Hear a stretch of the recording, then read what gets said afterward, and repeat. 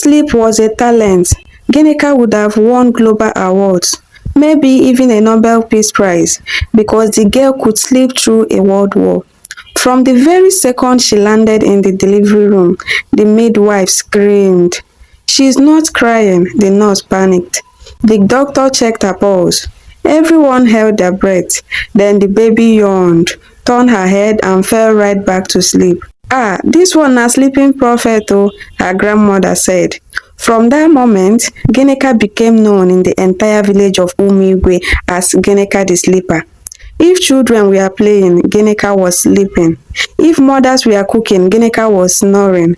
Even goats and chickens knew not to step on her because she was always lying somewhere, mouth open, eyes closed, dreaming of jollof rice and yam porridge. Ginika's mother, Mama Ginika, was a fighter, not against demons, but against sleep. She tried everything. Bitter leaf juice, Ginika drank it, burped once and slept for 6 hours. Hot pepper under her nose, she sneezed, rolled over and continued sleeping. Tied ogene local bell to her leg, the sound annoyed the neighbor more than it disturbs Ginika. One day, a concerned neighbor asked, "Mama Ginika, have you taken this girl to church? Maybe it is spiritual." Mama Ginika shook her head. "Church? I need to take her to NEPA office to borrow light. Her sleep is powered by generator." In school, it got worse. At Umigwe Primary School, Ginika was in Primary 2 for 3 years. Why? Because she would sleep through roll calls, lesson and even exams. One time during a maths exam, the teacher shouted, "What is 12 divided by 3? Ginika, eyes half open, mumbled, "Slip it into 4 and carry 2, zzz." The entire class burst into laughter. She became a legend. Students started calling her Ginika Calculator of Sleep. Her teacher, Mr. Eze, was so frustrated that one day he screamed, "Ginika, are you allergic to sleep? Did learning offend you?" At home, things were not better. Her mother would wake her up with a small slap and a loud voice. "Ginika, go and fetch water." Ginika would reply in a dreamy voice, "I already fetched it in my dream," and fall right back to sleep. When her cousins came to visit, she slept. When her uncle came from the city, she slept through his stories. At her auntie's wedding, Ginika was found sleeping under the cake table, her head buried in leftover zobo cups. By the time she turned 18, her mother had already given her a nickname, Queen of Zzzs. But nobody expected that the Queen of Sleep would fall in love. And not just with sleep, with a man. His name was Tobechi, a fine, dark, intelligent man who unfortunately thought Ginika's sleepiness was cute. "She's calm," he told his friends. "Peaceful, I like that in a woman."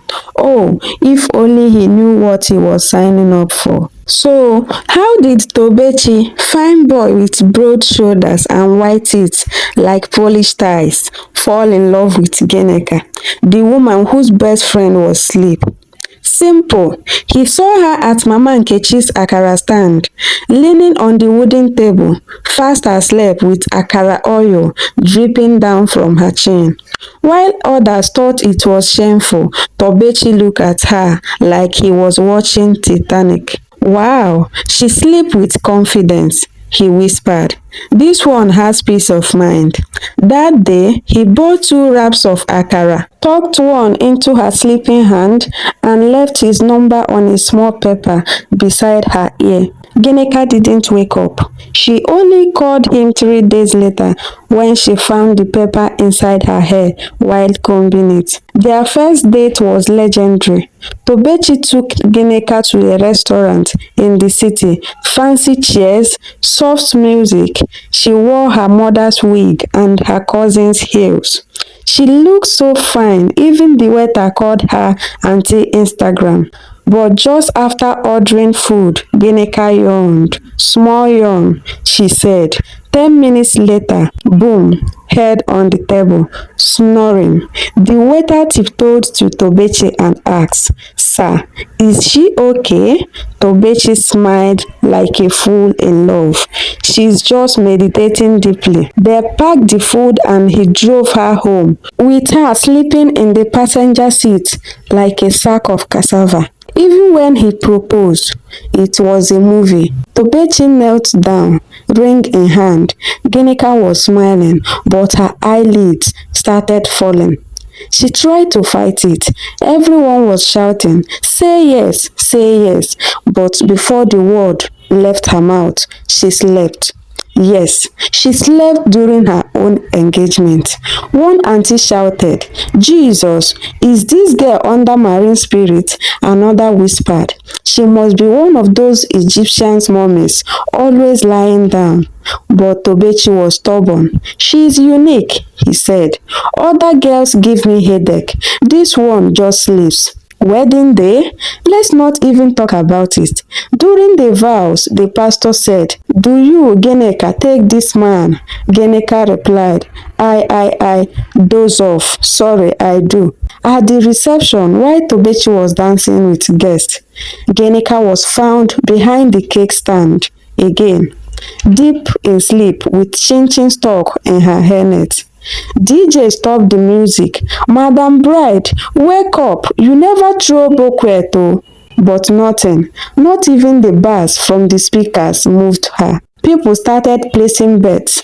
"I gave her 2 months in that marriage. 2K, 1 month and Obara soup will burn." Still, they managed to move into their new house. Tobechi had hope. At first, Ginika tried. She woke up early for 1 full week, swept the house, fried plantain, even washed clothes. But Tobechi should have known something was loading, because one morning he found her holding the broom and slept while standing like a possessed vacuum cleaner. She fried stew and forget, then blamed the smell on spiritual attack. She once slept while brushing her teeth and nearly swallowed the toothbrush. But the true chaos began when she got pregnant. Oh my God. When Ginika got pregnant, sleep entered a new level. It was like her body downloaded sleep version 10.0 with auto shutdown. She now slept anywhere, anytime, anyhow, on the toilet, while boiling water, even while talking to people. One day, her neighbor Auntie Chinyere came to greet her. "Ginika, I heard you are expecting oh, congratu." Before she could finish, Ginika was already snoring with her mouth open like a wide gutter. Auntie Chinyere shouted, "God, this girl sleep no get break oh. It is like she is recharging." Pregnancy gave Ginika new excuses. Every time she messed up, she would rub her stomach and say, "It is the baby likes sleep." Tobechi was losing it. One morning, he rushed to work with an empty stomach. He opened the pot of rice, burnt black like charcoal. He opened the pot of soup, empty. Ginika was sleeping, holding a spoon, and her slippers were melting near the gas cooker. He tapped her. "Ginika, are you okay?" She opened one eye and said, "I was doing sleeping fasting." Tobechi shouted, "Sleep fasting? Which Bible has that one?" Her mother came to visit. When she saw the state of the house, dirty plates, unwashed clothes, burnt pots, she called Tobechi outside. "My son, please don't beat her oh. It is spiritual. Maybe we offended someone in the village." But Tobechi said, "Mama, this is not juju. Your daughter is just lazy with style." One night, Ginika slept and forgot she was cooking egusi soup. The smell of burning soup woke the neighbors. They came with buckets of water, thinking it was